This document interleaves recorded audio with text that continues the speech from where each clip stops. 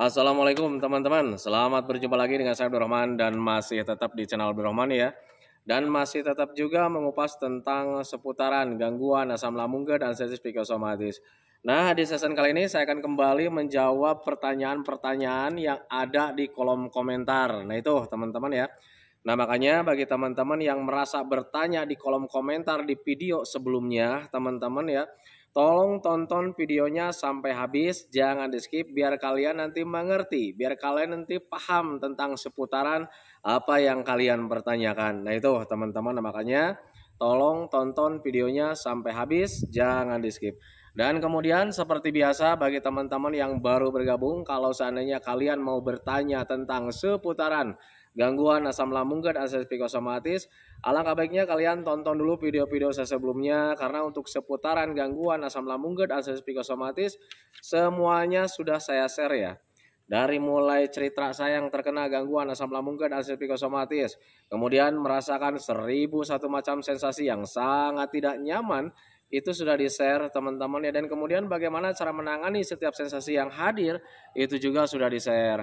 Nah makanya biar lebih jelas, biar lebih detail, alangkah baiknya kalian tonton dulu video-video saya sebelumnya. Nah itu teman-teman ya.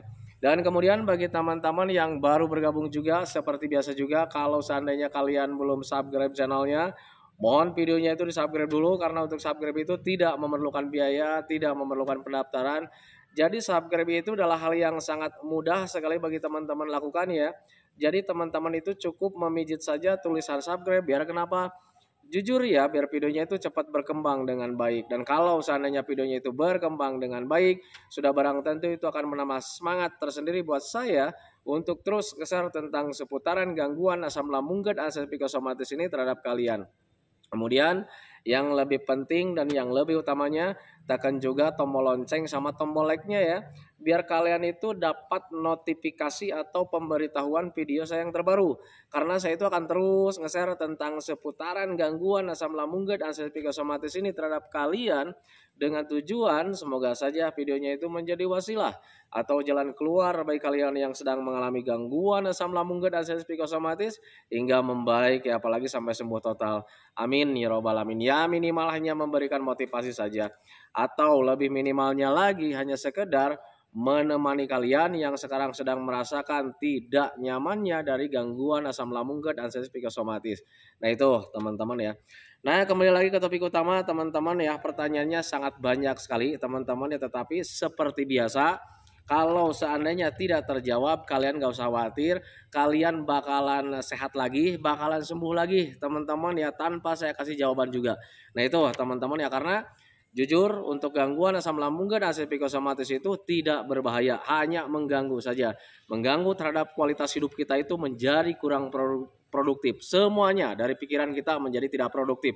Perasaan juga tidak beraneka ragam, selalu menderita saja. Nah itu teman-teman, selalu merasa tidak nyaman saja. Nah itu teman-teman ya, padahal untuk bahaya tidak gitu teman-teman ya. Pertanyaan yang pertama dari Eka Indrayani 1149. Ini pertanyaannya sangat panjang, cuman saya singkat-singkat teman-teman ya. Tiap hari sensasi datang dengan keluhan yang berbeda. Untuk orang-orang yang terkena gangguan asam lambung dan sensitif psikosomatis, kalian jangan merasa heran, kalian gak usah merasa kenapa bisa seperti ini gitu teman-teman ya. Untuk orang-orang yang terkena gangguan asam lambung dan sensitif psikosomatis, sensasi yang kalian hadapi pasti banyak teman-teman ya, karena jujur sensasi asam lambung dan sensitif psikosomatis itu adalah 1001 macam sensasi. Sensasinya banyak sekali teman-teman ya. Dari ujung rambut sampai ujung kaki pasti ada aja yang dirasa teman-teman. Makanya jangan heran kalau seandainya hari ini nih kita mengalami sensasi begah misalnya seperti itu teman-teman ya. Mungkin kedepannya 3 hari kemudian kita mempunyai ulu hati terasa sakit. Misalkan seperti itu. Ada kelayangan, misalnya kelayangannya habis, ganti dengan pusing dan sebagainya. Nah itu teman-teman, makanya usahakan untuk orang-orang yang terkena gangguan asam lambung dan sensitif psikosomatis, ketika mempunyai sensasinya itu gonta-ganti dengan keluhan yang berbeda gitu teman-teman ya. Kalian gak usah heran teman-teman ya, inilah ciri khas dari gangguan asam lambung dan sensitif psikosomatis. Sensasinya sangat banyak sekali. Nah makanya orang-orang yang terkena asam itu selalu menyebutnya itu adalah 1001 macam sensasi. Nah itu teman-teman ya. Nah kenapa gangguan asam lambung ini sensasinya sangat banyak sekali, bisa 1001 macam sensasi gitu teman-teman ya. Perlu kalian ketahui ya teman-teman ya, saat ketika kalian sekarang sedang terkena gangguan asam lambung, kalian juga ada gangguan psikis, ada gangguan mental, ada trauma di situ teman-teman ya, ada anxiety disorder di situ teman-teman ya. Nah makanya ketika kalian mempunyai sensasi asam lambung, suka diikuti juga dengan sensasi cemas anxiety disorder teman-teman ya di situ. Jadi sensasi yang dialaminya itu bukan di medisnya saja teman-teman ya, psikis juga ada sensasinya gitu teman-teman ya, ada dampaknya juga gitu teman-teman. Nah makanya ketika kalian mempunyai sensasi dari asam lambung kemudian ada sensasi dari psikis, itu bercampur teman-teman, makanya rasanya juga aneh, rasanya juga berbeda dengan gangguan yang lain teman-teman, dan banyak keluhannya. Nah itu teman-teman ya, tetapi apakah bahaya? Tidak juga teman-teman ya. Itu hanya mengganggu saja teman-teman ya. Kalau seandainya kalian selalu berasumsi, Pak saya takutnya mati nih, saya takutnya umurnya nggak panjang lagi nih. Sudah berapa lama kalian mengalami gangguan asam lambung dan anxiety psikosomatis ini? Sudah seberapa sering kalian mengalami sensasi-sensasi ini teman-teman ya? Apakah kalian sudah mati? Kan tidak teman-teman ya. Kalian sampai detik ini juga masih hidup, masih bisa menghirup udara-udara segar, masih bisa nonton-nonton video Abdul Rahman. Nah itu teman-teman, itu jadi patokan buat kalian. Ternyata gangguan asam lambung dan anxiety psikosomatis itu tidak berbahaya, hanya rasanya saja seperti berbahaya. Nah itu teman-teman ya, hanya sensasinya saja yang banyak dengan keluhan yang berbeda, tetapi bahaya tidak. Nah itu teman-teman ya, tetapi Pak saya itu tidak mau mengalami hal seperti ini.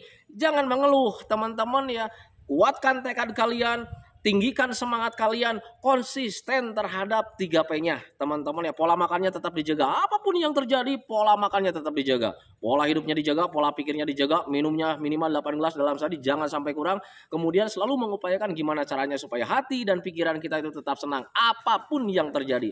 Kalau seandainya kalian konsisten ke arah sana, kalian pasti bakalan cepat membaik. Nah itu teman-teman, nah, makanya pahami saja ke sana. Nah kemudian selanjutnya dari Dina Now D31. Hampir setiap hari ulu hati sakit mengganjal, dada sesak, berdebar, takut mandi. Seperti itu teman-teman ya. Setiap hari merasa ulu hati sakit itu teman-teman terasa mengganjal, apalagi itu sebetulnya dorongan kuat dari gas yang ada di lambung teman-teman ya. Kalau seandainya gasnya keluar dengan cara sendawa, itu nanti mungkin agak enakan. Itu yang pertama teman-teman ya. Kemudian yang keduanya, bisa karena tubuh kita itu sedang membutuhkan kebutuhan untuk tubuhnya. Dengan kata lain, butuh makan teman-teman ya. Kita kalau misalnya telat makan itu ulu hati suka sakit teman-teman ya. Nah makanya solusinya yang pertama nih, kalau seandainya dari gas yang menekan teman-teman ya, usahakan kalian harus minum minimal 8 gelas dalam sehari, jangan sampai kurang, dan minumnya harus air hangat. Minum secara pelan-pelan. Tujuannya biar kalian itu bisa sendawa, karena yang bisa mengeluarkan gas yang ada di lambung itu hanya dengan sendawa. Itu yang pertama. Kemudian yang keduanya, fungsi air putih hangat itu bisa membantu menetralisir asam lambung kita yang tidak normal teman-teman ya.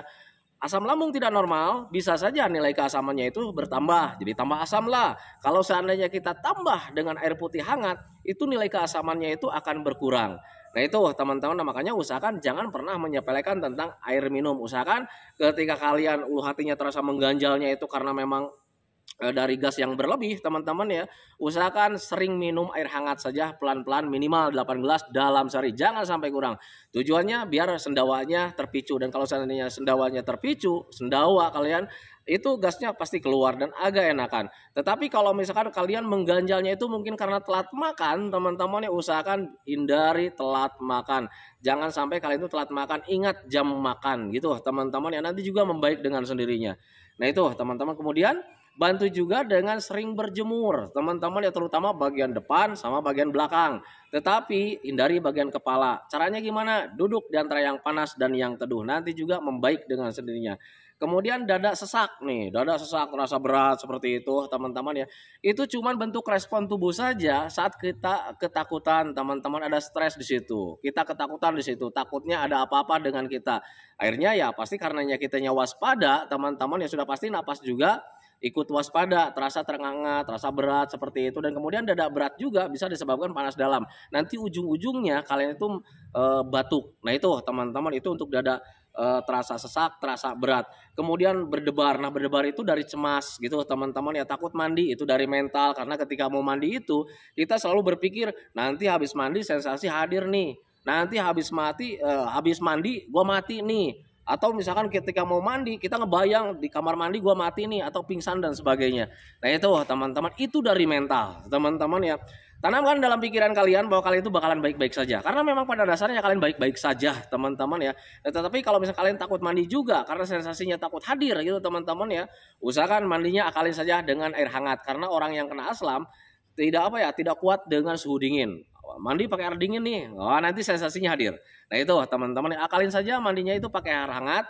Kemudian akalin saja mandinya juga di jam 7 atau jam 8 pagi itu teman-teman. Jadi ketika sudah matahari datang nih, kita baru mandi dengan pakai air hangat. Nanti ketika habis mandi cepat-cepat berjemur. Akalin saja seperti itu. Itu yang saya lakukan dulu saat terkena gangguan asam lambung dan asam psikosomatis.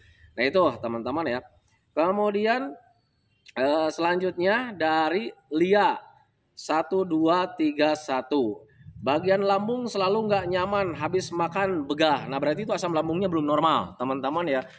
Sebanyak apapun kalian mengkonsumsi makanan atau sedikit apapun kalian mengkonsumsi makanan, kalau seandainya asam lambungnya belum stabil teman-teman ya, itu pasti ketika makan itu habisnya nggak nyaman teman-teman ya. Karena apa? Kerja asam lambungnya itu nggak berfungsi dengan baik teman-teman ya, selalu menimbulkan gas gitu teman-teman. Nah makanya dokter itu ada yang bilang, ada diagnosa dari dokter itu gastritis atau misalkan GERD itu sebetulnya hasil dari asam lambung tidak normal. Kemudian gastritis juga sama, hasil dari asam lambung tidak normal. Nah itu teman-teman ya. Nah makanya usahakan ketika kalian saat terkena gangguan asam lambung dan asam psikosomatis, kemudian ketika mempunyai lambungnya itu selalu nggak nyaman teman-teman ya, netralkan saja asam lambungnya teman-teman dengan cara seperti apa? Tanpa obat, tanpa herbal. Usahakan kalian perbanyak minumnya, minimal 8 gelas dalam sehari, jangan sampai kurang gitu teman-teman ya. Karena keasaman asam lambung itu yang dikatakan tidak normal itu bisa saja nilai keasamannya itu tambah asam. Kalau kita campur dengan air hangat nanti tambah berkurang nilai keasamannya. Kita beli cuka nih 1 botol, kemudian kita cicipin, asamnya kan kita tahu ya, asam cuka itu asamnya segitu. Kemudian kita campur dengan air, nah nilai keasamannya pasti berkurang. Nah itu teman-teman ya, berpikir logikanya ke sana. Nah itu teman-teman, makanya pahami saja ke sana. Nah kemudian selanjutnya dari Dea Cynthia. Lihat HP ada berita meninggal gara-gara gigi berlubang. Hah? Gigi berlubang? Lihat HP dari Dea Cynthia nih. Lihat HP ada berita meninggal gara-gara gigi berlubang. Jadi kepikiran aneh-aneh. Apa begitu tiap mendengar berita duka? Betul teman-teman ya. Saat orang yang terkena gangguan asam lambung kemudian diikuti juga dengan anxiety disorder, kecemasan berlebih, pasti hal apapun selalu dikait-kaitkan dengan kematian. Selalu dikait-kaitkan dengan diri kita sendiri teman-teman ya. Lihat orang meninggal kita suka kepo. Itu sakitnya kenapa sih? Nah, kan gitu teman-teman ya. Nggak tahu katanya, suka meriang nggak? Nggak tahu nih, suka kelayangan nggak? Nggak tahu. Pokoknya informasi tentang seputaran orang meninggal selalu dicari. Ya karena kita selalu menyamakan diri orang lain dengan diri kita teman-teman. Apalagi orang lainnya itu meninggal dunia. Gitu teman-teman, akhirnya ya kita ketakutan juga. Nah itu teman-teman ya, itulah ciri khas orang yang terkena anxiety disorder. Paling tidak mau sekali menghadapi resiko sekecil apapun, apalagi yang besar, sehingga ya kitanya itu menjadi waspada. Dan ketika waspada, hal apapun selalu dikait-kaitkan dengan keadaan kita. Nah itu teman-teman, itu yang saya alami dulu saat terkena gangguan asam lambung dan asam psikosomatis. Ada telinga berdenging, bergemuruh, langsung dikait-kaitkan dengan kematian. Wah, jangan-jangan nih malaikat maut sudah datang ke telinga saya. Itu saya dulu teman-teman ya, saat terkena gangguan asam lambung dan asam psikosomatis. Itulah ciri khas untuk orang-orang yang terkena anxiety disorder teman-teman ya. Karena kita ada ketakutan, ada trauma, sehingga kita itu menjadi waspada. Dan yang namanya waspada, semua hal apapun itu selalu dikait-kaitkan dengan hal-hal yang tidak diinginkan, kemudian selalu disama-samakan dengan keadaan kita, diri kita sendiri. Nah itu teman-teman ya. Nah sekarang solusinya gimana? Belajar masa bodoh saja teman-teman ya, karena kita sudah tahu bahwa gangguan asam lambung dan ACE psikosomatis itu tidak berbahaya. Kemudian jangan selalu menyamakan keadaan orang lain dengan diri kita sendiri teman-teman ya, karena dengan keadaan orang lain dengan kita itu berbeda teman-teman ya. Dia mungkin meninggal karena ada diagnosa yang berat mungkin dari dokter. Nah kita kalau sudah dicek ke dokter cuman asam lambung doang tok gitu teman-teman ya, kemudian cuman anxiety disorder tok gitu teman-teman ya, bahkan sering dianjurkan ke psikiater kalian itu sehat misalnya seperti itu, ya sudah percayakan saja ke dokter. Asam lambung itu gangguan rumahan, gangguan biasa teman-teman, dan sebetulnya kalau seandainya kalian bisa berpikir dengan logika, berpikir dengan wajar, asam lambung itu sensasinya sedikit teman-teman ya. Cuman kalau misalkan nggak sakit perut, mencret, begak, kemudian ulu hati terasa sakit, kadang perut terasa melilit gitu teman-teman ya. Kemudian terasa mual, kemudian kalau misalkan asam lambungnya naik, tenggorokan terasa mengganjal, kemudian bibir itu terasa asem gitu teman-teman ya, cuman sedikit gitu teman-teman ya. Nah tetapi kalau misalkan ada sensasi yang lain-lainnya, itu berarti dari anxiety disorder. Itu dampak dari ketakutan, dampak dari kecemasan teman-teman ya, karena ketika kita cemas itu nanti bisa menguras energi kita dengan cepat. Alhasil ya sudah pasti ada sensasi yang lainnya kayak macam mudah lelah, capek, kelayangan dan sebagainya. Karena dengan stres atau cemas itu bisa menguras energi kita dengan cepat. Nah itu teman-teman, makanya pahami saja ke sana. Itu barusan dari siapa ya? Lupa lagi saya itu barusan. Oh iya, itu dari Dea Sinta ya. Lihat HP seperti itu ya. Jadi memang untuk orang-orang yang terkena gangguan asam lambung dan ACE psikosomatis, sebetulnya itu orang yang terkena anxiety disorder paling tidak mau sekali menghadapi perubahan sedikit pun ke hal-hal yang tidak diinginkan. Nah, padahal untuk gangguan asam lambung itu tidak berbahaya teman-teman ya. Nah kemudian selanjutnya dari Arjanedi Pratama. Tangan kiri saya tidak ada rasa, seperti mati rasa, sampai tidak ada tenaga, sampai bagian kaki. Langsung cemas, kepikiran, takut dan takut penyakit berat. Itu saya dulu teman-teman ya. Jadi dulu itu saya itu kayak macam kebas teman-teman ya, saat terkena gangguan asam lambung dan ACE psikosomatis. Kaki kayak macam kebas. Kemudian untuk bergerak itu sulit teman-teman ya, agak kaku di situ. Saya langsung berpikirnya itu, wah ini jangan-jangan gangguan stroke nih, karena ya mengingat waktu dulu itu ketika saat terkena gangguan asam teman-teman ya, tenaga itu nggak ada sama sekali teman-teman. Ditambah lagi suka pegal-pegal nggak jelas, ditambah lagi suka ngilu-ngilu nggak jelas. Nah itu teman-teman, jadi kebayang nih, udah ngilu-ngilu, kemudian ada kebasnya juga, ada penegangannya juga, pegel-pegel nggak jelas teman-teman, ditambah lagi ketika digerakkan itu sulit. Ya, otomatis langsung kepikirannya, wah jangan-jangan nih gue stroke nih, jangan-jangan gue pengeroposan tulang nih dan sebagainya teman-teman ya. Akhirnya apa yang terjadi? Yang dirindukan itu adalah cek dokter lagi teman-teman ya. Dan kemudian yang namanya dokter itu ya manusia teman-teman ya, kadang ada suka kesalnya juga teman-teman ya, karena keseringan curhat ke dokter teman-teman ya. Dulu itu ya mungkin ya wajar ya sebetulnya, karena hampir dalam satu minggu itu hampir tiap hari curhat ke dokter gitu teman-teman, berkunjung ke dokter. Ya dokter agak kesal juga, itu wajar karena manusia teman-teman ya. Pak, Bapak itu nggak apa-apa, kata seperti itu. Alangkah baiknya Bapak itu besok ke psikiater aja, kata seperti itu teman-teman ya. Selalu dianjurkan seperti itu. Nah itu teman-teman ya. Dan itu merupakan hal yang sangat wajar gitu teman-teman ya, kalau seandainya kita berpikir bahwa ini takutnya penyakit berat, bahwa ini takutnya kena stroke, bahwa takutnya ini terkena pengeroposan tulang. Wajar karena kita baru alami teman-teman ya. Nah tetapi perlu kalian ketahui teman-teman, kalau seandainya kalian diagnosa sama dokter itu dinyatakan baik-baik saja, percayakan sama dokter teman-teman ya. Dokter itu lebih pintar, dokter itu lebih tahu karena di bidangnya teman-teman ya. Kita itu hanya bisa mengira-ngira saja. Jangan-jangan. Nah itu tuh yang berbahaya tuh. Wah jangan-jangan nih. Nah kalau sebenarnya sudah ada kata jangan-jangan di kepala, itu pasti membuat kita takut teman-teman ya, karena jangan-jangannya itu ke hal-hal negatif. Jangan-jangan gue stroke nih, jangan-jangan gue mati nih. Nah itu teman-teman ya, percayakan saja sama dokter. Tetapi kalau misalnya kalian, tapi ini kenapa Pak, saya kok sulit bergerak misalnya seperti itu, tetapi kalau dicek sama dokter itu dinyatakan baik-baik saja, itu cuman penegangan otot teman-teman ya. Penegangan otot karena kita stres, orang cemas gitu teman-teman ya, itu pasti ada penegangan otot karena kitanya waspada. Kemudian sulit bergerak, ya wajar, kitanya sedang pegal-pegal, ada penegangan otot di situ. Geraknya juga menjadi apa ya? Menjadi terbatas teman-teman ya, enggak selincah dulu gitu teman-teman. Bahkan ketika bergerak itu agak sakit, ya wajar karena ada penegangan otot di situ teman-teman ya. Kemudian ada lemah, letih, lesu seperti itu gitu teman-teman ya, wajar sebetulnya karena kita ada stres. Ketika stres menguras energi kita dengan cepat, alhasil kebutuhan untuk tubuhnya itu tidak terpenuhi setiap harinya. Wajar kalau seandainya kalian mengalami lemah, letih, lesu, kurang mood dan sebagainya. Kadang tiap hari itu sering kayak macam ngantuk, kurang gairah gitu teman-teman. Dikatakan ngantuk, ya untuk tiduran sulit gitu teman-teman ya. Itu pengalaman saya dulu saat terkena gangguan asam lambung dan psikosomatis. Nah sekarang solusinya gimana? Apapun yang terjadi makan harus masuk. Itu yang pertama. Karena memang pada prinsipnya tanpa makan sakit itu tidak akan membaik. Nah itu teman-teman. Kemudian hindari stres teman-teman ya. Kenapa saya katakan harus hindari stres? Karena stres itu bisa memperhambat proses pemulihan keadaan kita. Nah itu teman-teman, lagian kita nggak usah berpikir yang lain-lain tentang kematian. Teman-teman sadari saja kalau seandainya kita berpikir tentang kematian, lu dipermainkan oleh pikiran kalian teman-teman dari trauma. Nah itu teman-teman, nah, makanya usahakan tanamkan dalam pikiran kalian, belajar masa bodoh saja. Tanamkan dalam pikiran kalian bahwa kalian itu bakalan baik-baik saja. Karena memang pada dasarnya kalian itu bakalan baik-baik saja. Selebihnya setelah menjaga 3P, usahakan gimana caranya supaya hati dan pikiran kita itu tetap senang. Nah itu teman-teman, karena kesenangan itu adalah obat segalanya. Itu yang saya rasakan dulu saat terkena gangguan asam lambung dan psikosomatis.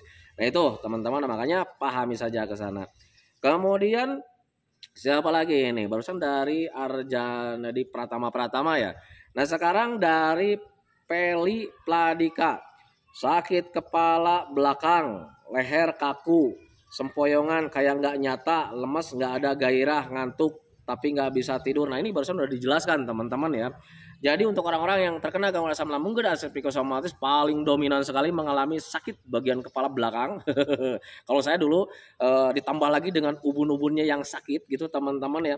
Itu sebetulnya dari penegangan otot karena kita stres, teman-teman terlalu banyak pikiran ke hal-hal yang negatif. Kalau seandainya kalian mengelak, "Pak, saya tuh nggak terlalu banyak pikiran. Cuman saya tuh memikirkan ini nih penyakit nih, kenapa nggak membaik-membaik?" Kebalik teman-teman ya. Lu stres karena selalu memikirkan hal seperti itu gitu teman-teman ya. Kenapa nih sakit bagian belakang? Kenapa nih sakit bagian belakang? Nah, ketika selalu berpikir seperti itu, lu stres. Nah itu teman-teman, tanpa disadari stresnya itu ada penegangan. Ketika stres karena hal-hal yang tidak diinginkan, ada penegangan otot. Nah kalian stres lagi, tambah menegang ototnya. Jadi selalu bolak-balik seperti itu.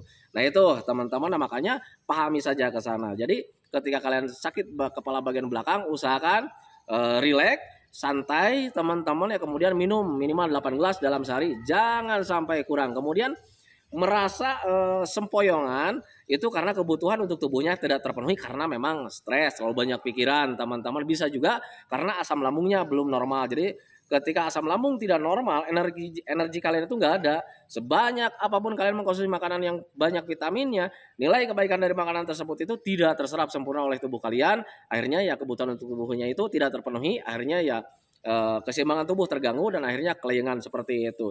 Kemudian kayak nggak nyata, wajar teman-teman ya kalau seandainya ada stres, energinya terkuras, ditambah lagi pencernaan kita itu sedang error, mengkonsumsi makanan yang banyak vitaminnya nggak terserap sempurna oleh tubuh kita, ditambah lagi ada penegangan otot.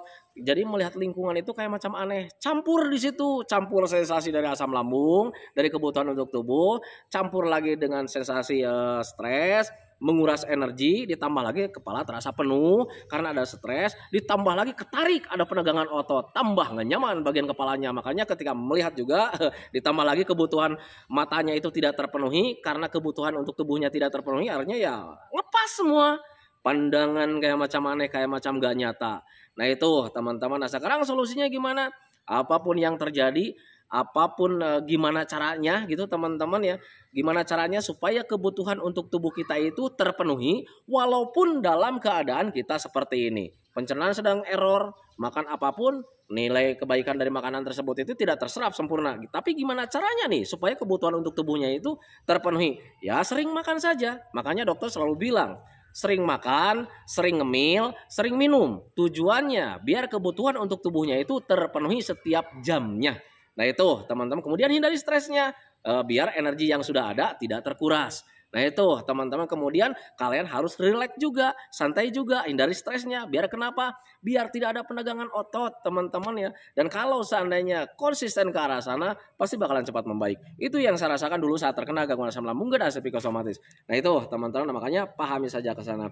Nah kemudian selanjutnya dari Claudia Mida 677. Dada bagian kiri masih nyeri. Nah, yang lain sudah hilang. Padahal sudah jaga 3P, yang lainnya sudah hilang teman-teman ya, tetapi dada bagian kiri masih nyeri padahal sudah jaga 3P-nya. Nah untuk orang-orang yang terkena gangguan asam lambung dan asam psikosomatis, ketika kalian sudah konsisten terhadap 3P-nya teman-teman ya, kemudian kok tidak membaik-membaik teman-teman ya, yang perlu kalian pahami itu adalah semuanya butuh proses teman-teman, butuh proses dan butuh pelatihan untuk gangguan asam lambung dan asam psikosomatis ini. Itu yang saya rasakan dulu gitu teman-teman. Kemudian proses pemulihannya itu berbeda dengan gangguan yang lain. Gangguan yang lain mungkin kita ke dokter 1 hari, 2 hari, paling lama 1 minggu itu kita udah beres di situ. Kita udah sembuh di situ. Tetapi saat terkena gangguan asam lambung dan asam psikosomatis, sehebat apapun obat kalian, sehebat apapun metode kalian, itu perbaikannya tidak seperti itu, teman-teman ya. Karena di situ butuh proses, butuh pembiasaan, teman-teman, butuh pelatihan. Mental butuh latihan, pikiran butuh latihan, tenaga butuh latihan, keadaan butuh pembiasaan. Nah itu teman-teman, dan perbaikannya itu seperti spiral teman-teman ya. Untuk gangguan asam lambung dan asam psikosomatis, perbaikannya itu kayak macam spiral teman-teman ya. Hari ini membaik, mungkin besok tidak teman-teman ya. Kemudian kita 1 minggu membaik. Dalam 1 minggu itu ada aja 1 hari 2 hari yang membuat kita tidak nyaman. 1 bulan kita membaik itu teman-teman, dalam 1 bulan itu pasti ada aja yang membuat kita tidak nyaman. Nah itu teman-teman, kemudian 1 tahun nih kita membaik, sudah mulai normal, mulai sehat. Kemudian ketika kita mengalami sakit yang lain, jangan pernah kau anggap itu asam lambung dan asam psikosomatis itu kambuh. Nah itu teman-teman ya, karena apa? Prinsipnya orang masih hidup itu pasti tidak akan jauh-jauh dari sakit-sakit. Nah itu teman-teman, yang penting cemasnya nggak hadir teman-teman ya. Untuk asam lambung itu gangguan biasa teman-teman ya. Jangankan kalian, orang lain juga mengalami asam lambung teman-teman ya. Cuman perbedaannya kita ada anxiety disorder, ada psikosomatis di situ, ada stres di situ, ada mental tempe di situ karena ada trauma. Nah itu teman-teman ya, kayak macam kembung begah, kemudian mencret, BAB-nya berbusa, kencingnya kuning melekat gitu teman-teman ya. Kemudian pusing, kelayangan. Itu orang lain mengalaminya teman-teman ya. Jangankan kalian, orang lain juga mengalami. Tanya sama anggota keluarga kalian, lu pernah nggak ngalamin kembung begah? Lu pernah nggak ngalamin mencret? Lu pernah nggak ngalamin sakit perut rasa melilit? Seperti itu. Pasti mereka jawabnya pernah. Tetapi pernah nggak kalian tanyakan ke keluarga kalian, apakah lu pernah mengalami anxiety disorder? Pasti jawabnya tidak, teman-teman. Apakah pernah lu takut mendengarkan suara burung kedasi? Pasti jawabnya tidak, teman-teman ya. Karena mereka mentalnya tidak terkena. Nah, kita mentalnya menjadi mental tempe. Hal apapun selalu kita takutkan. Nah, itu perbedaannya.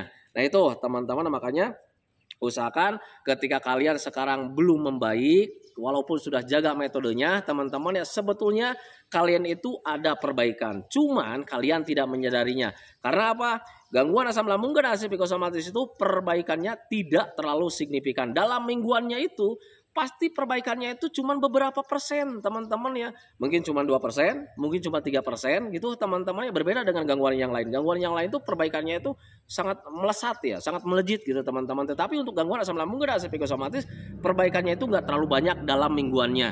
Itu walaupun sehebat apapun obat kalian, sehebat apapun metode kalian. Nah itu teman-teman, tetapi perlu kalian ketahui, ketika kalian mendengarkan misal perbaikannya nggak terlalu besar, kalian jangan kecewa teman-teman ya. Kalian jangan patah semangat gitu. Kalian harus semangat biar kalian itu ya cepat melewati gangguan asam lambung dan asam psikosomatis. Nah, makanya untuk orang-orang yang kena asam itu butuh semangat yang tinggi, butuh tekad yang kuat gitu teman-teman ya. Untuk orang-orang yang terkena asam. Nah itu teman-teman, makanya pahami saja ke sana. Nah kemudian, aduh ini udah 29 menit lebih teman-teman ya. Satu lagi ya teman-teman ya. Ini satu lagi nih. Satu lagi ya. Karena ini sekarang durasinya sudah 29 menit 30 detik lebih. Satu lagi ya. Ini dari siapa ini? Nggak ditulis namanya nih. Merasa sedih karena tidak dipercaya oleh keluarga. Nyambung kali ya sama Claudia Mida 677 nih. Soalnya ini nggak ada namanya nih. Merasa sedih karena tidak dipercaya oleh keluarga. Sakit saya dianggap pura-pura. Sering dimarahi karena dianggap malas, tidak mau beraktivitas. Nah itu untuk orang-orang yang terkena gangguan asam lambung dan psikosomatis. Kita itu dianggapnya itu lebay. Ya karena mereka itu lihat kita itu hanya bentuk fisiknya saja gitu teman-teman ya. Kita jalan bisa, kita ngobrol bisa, walaupun ngobrolnya itu terbatas ya, sering merasa capek ngobrol juga gitu teman-teman ya. Nah untuk orang-orang yang terkena gangguan asam lambung dan psikosomatis ketika dianggap seperti itu teman-teman ya, kalian belajar masa bodoh saja karena mereka itu belum tentu mengenal dengan keadaan kita. Mereka menganggap lebay. Mereka menganggap kita pura-pura teman-teman, tetapi perasaan kita itu sedang perang teman-teman ya. Sedang bergejolak, pengen sembuh, kapan nih gua membaik nih gitu teman-teman. Setiap harinya bahkan setiap detiknya itu merasakan tidak nyaman teman-teman ya. Mereka kan cuma lihat body saja gitu teman-teman, cuma lihat casing saja, tetapi di dalam itu mereka nggak tahu. Nah itu teman-teman ya. Nah ketika kalian mendapatkan hal seperti itu teman-teman ya, jangan pernah kalian jelaskan kepada mereka yang belum mengalaminya teman-teman ya, karena nanti kalian akan dianggap aneh, akan dianggap lebay teman-teman ya, karena ketika kita curhat ke orang yang belum pernah mengalaminya, nanti paling orang itu cuman melongo, menganggap aneh kita teman-teman ya, karena gangguan asam lambung dan psikosomatis itu sulit dijelaskan teman-teman ya untuk orang-orang yang belum terkena gangguan asam teman-teman. Kita mungkin fasih menjelaskannya teman-teman ya. Saya mengalami perasaan ini nih begini nih Pak. Saya mengalami perasaan ini begini nih Pak. Seperti itu teman-teman. Kita fasih menjelaskan sama mereka. Tetapi karena mereka tidak pernah mengalaminya, mereka itu nggak tahu rasanya kayak gimana teman-teman. Akhirnya ya cuman melongo. Akhirnya menganggap kita aneh. Nah itu teman-teman, nah, makanya usahakan untuk orang-orang yang terkena gangguan asam lambung dan psikosomatis, jangan pernah curhat ke orang-orang yang belum pernah mengalami gangguan asam lambung dan psikosomatis. Tetapi kalau misalnya kalian selalu dianggap lebay sama orang lain, dianggap berpura-pura, belajar masa bodoh saja. Orang mau menilai kita seperti apa masa bodoh teman-teman ya. Orang mau mencaci kita juga masa bodoh teman-teman ya. Yang penting fokus saja dengan keadaan diri kita sendiri teman-teman ya. Fokus dengan 3P-nya teman-teman ya. Nanti ketika kalian sudah sembuh total, tunjukkan kalau kalian itu sekarang benar-benar sembuh. Jambak tuh perutnya, rambutnya. Lu dulu ngehina gua nih. Jangan-jangan teman-teman ya. Gak boleh, gak baik juga gitu teman-teman ya. Nah pokoknya gitu. Kalau dulu untuk saya pribadi sama, saya juga seperti itu, selalu dicemoohkan sama orang lain, dianggap lebay lah, dianggap apa-apalah. Akhirnya ini sebetulnya gak boleh diceritakan teman-teman ya, tetapi karena ya orang yang aslam itu pasti banyak makan hati teman-teman. Nah, makanya saya ceritakan saja. Dulu ketika saya sering dianggap lebay sama orang lain, banyak doa gak bener dalam diri saya teman-teman. Dalam hati saya banyak doa yang gak bener buat orang-orang yang menghina seperti itu teman-teman ya. Ya Allah, semoga saja mereka terkena gangguan asam lambung dan psikosomatis. Semoga saja mereka terkena apa yang saya kena. Nah itu teman-teman, biar mereka itu mengerti gitu teman-teman ya. Dan lagi-lagi ya, doa orang yang teraniaya biasanya dikabul dan ternyata betul. Di sini banyak juga orang yang terkena gangguan asam lambung dan psikosomatis. Makanya ketika mereka terkena, akhirnya selalu datang ke rumah. Pak, apakah dulu Bapak pernah mengalami gangguan seperti ini? Iya, saya bilang seperti itu. Rasanya betul nggak seperti ini? Iya, saya bilang. Kemudian ketika melakukan ini ada rasa seperti ini nggak? Saya bilang iya. Ibu kena, Bapak kena. Iya, katanya dalam hati, mamam lu. Nah itu teman-teman ya. Nah makanya untuk orang-orang yang terkena gangguan asam lambung dan psikosomatis, belajar masa bodoh saja. Penilaian tentang orang, belajar masa bodoh saja. Mereka mau menghina, mereka mau mencaci kita, mereka mau menilai kita apapun, belajar masa bodoh. Yang penting kita fokus saja dengan keadaan kita. Kita fokus saja dengan 3P-nya. Pola makannya tetap dijaga, pola hidupnya tetap dijaga, pola pikirnya tetap dijaga. Kemudian minumnya minimal 8 gelas dalam sehari, jangan sampai kurang. Selebihnya selalu mengupayakan gimana caranya supaya hati dan pikiran kita itu tetap senang. Nanti kalau seandainya kalian sembuh, kalian membaik, kalian bisa perbaiki hidup kalian, bisa perbaiki hubungan kalian dengan orang lain. Nah itu teman-teman, tunjukkan kalau seandainya kalian sekarang mampu. Nah itu teman-teman ya. Nah itu teman-teman ya videonya, jawaban dari pertanyaan-pertanyaan yang ada di kolom komentar. Semoga saja jawaban-jawabannya itu menjadi wawasan buat kalian. Semoga saja jawaban-jawaban saya itu bisa membantu kalian. Ya minimal hanya sekedar menemani kalian lah yang sekarang sedang merasakan tidak nyamannya dari gangguan asam lambung dan psikosomatis. Kemudian seperti biasa sebelum saya akhiri videonya, saya selalu mendoakan sama teman-teman itu, semoga saja teman-teman itu cepat sehat lagi, cepat sembuh lagi, cepat kembali lagi keadaan kalian yang dulu, baik semangatnya, moodnya, tertawanya, pokoknya kehidupan kalian yang berwarna itu semoga saja cepat kembali lagi, karena memang saya yakin 100% bahwa keadaan kalian yang dulu itu sangat dirindukan sekali. Nah itu teman-teman, kemudian doakan saya juga teman-teman ya agar saya itu tetap sehat, tetap kuat, tetap ceria, agar masih bisa tetap menemani kalian. Nah itu teman-teman ya, santikan videonya teman-teman ya. Assalamualaikum warahmatullahi wabarakatuh.